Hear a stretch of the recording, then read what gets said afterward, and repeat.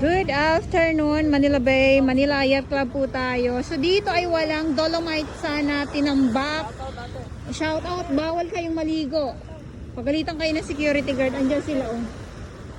Dito ay walang dolomite sana tinambak.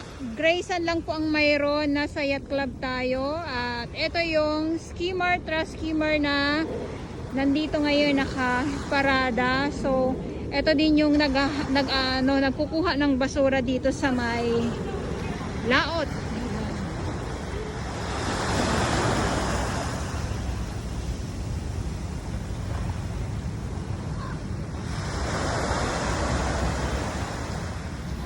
Ayan, so kanina galing tayo sa may Dolomite Sand. Ngayon naman po ay nandito ako sa may Yacht Club, dito sa may Grayson. Ulitin ko lang po Grayson, walang dolomite sand na tinatambak or inilagay dito. At etong truss skimmer, nandito siya nakaparada, wala na doon sa may dolomite sand po. At bawal din pong maligo sa ating mga kababayan, sa mga hindi po nakakaalam. At eto yung ating mga yung ating mga makikita dito ay mga iba't ibang kalat din po, halo-halo.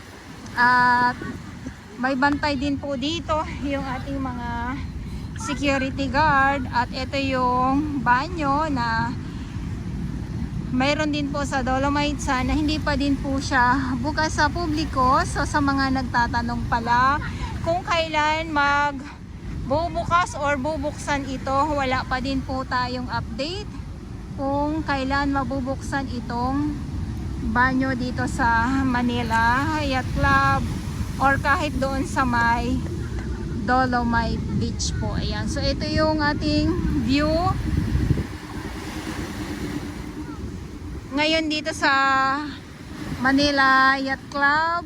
Hindi po ito Dolomite Beach po Hindi po ito Dolomite Beach. Inuulit-ulit ko lang po.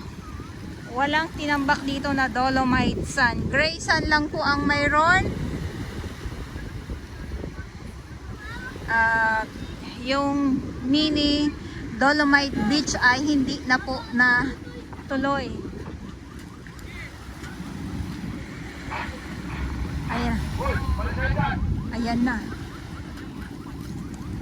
Kasi nga itong mga natin ay bawal sila dito, maapak sila dito sa may dito sa may truss skimmer. May masira din. May mga tayo na hindi natin maiwasan na may mga din pasaway. Okay. So buti na lang huminto na yung ulan at nakalakad tayo. Nakapunta tayo dito sa Yacht Club.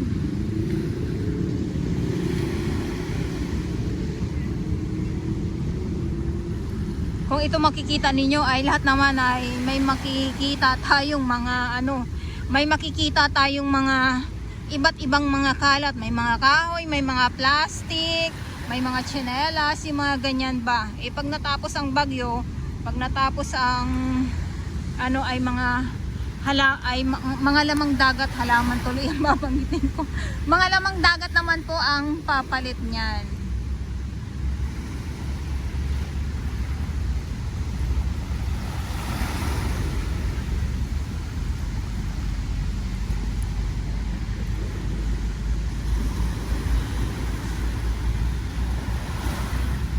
Nandito tayo sa Manila Yacht Club.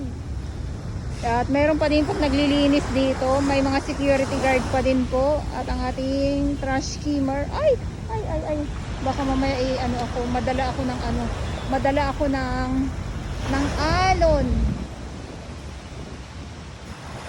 ng alon. Ayan. Truss skimmer ng DPWH po.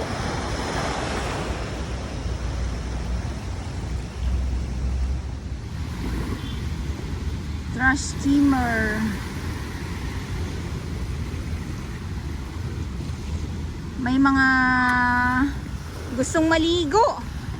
Ligong-ligo na po yung ating mga yung ating mga bagets. Kaya nga lang po ay bawal pong maligo, bawal pa pong paliguan itong Manila Bay or ang Dolomite Beach po. So ito, yung dito sa kabila, ayan. Ayan ay ano po yan, souvenir shop po yan. Wala na po kasi talagang wala na po talagang masyadong update tayo kung ano ba, kung may bago, kung ano ang bago, yung mga ganyan po. Kaya hindi na din po natin alam kung tuloy ba ang mini Dolomite Beach, kasi sa ngayon talaga ay tayo, kumbaga wala, zero ang update natin. Tayo naman kung ano yung mga nakikita or katulad ngayon may bagyo, hanggang doon lang ang update natin. May bagyo, may mga kalat, may may malinis, yung mga ganyan, or habagat, o kwento ko na lahat. Ito, dito muna tayo. Dito muna tayo, ayan, ikot ko lang po kayo. Tapos sabi ko nga itong trash boom ay wala na. Wala na po. Hanggang dyan na lang din po yan. So hindi ko din po alam kung aalisin ba yan or kung kailan aalisin. Kasi na din. Isang taon na din po na nandyan siya nakatambay itong trash boom. Pangharang po yan sa basura. Okay, so dito na tayo at tapos na ang ating paglalakad-lakad.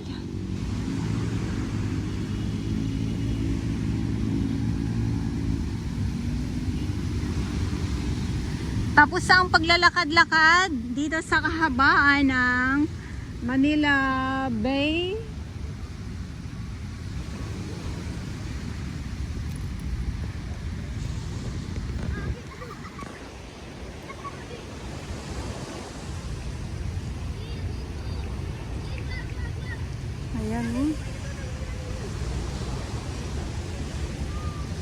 So doon naman sa kabila ay ito yung mga yate.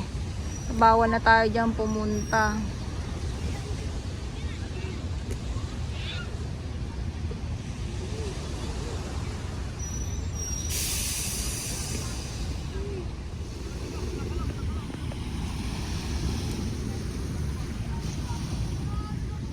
Grabe ang ang ulan na babagsak na naman. Buti na lang pauwi na din tayo. Thank you so much sa aking mga viewers, sa mga patuloy po na nagmamahal dito sa Manila Bay. Ito yung update ko.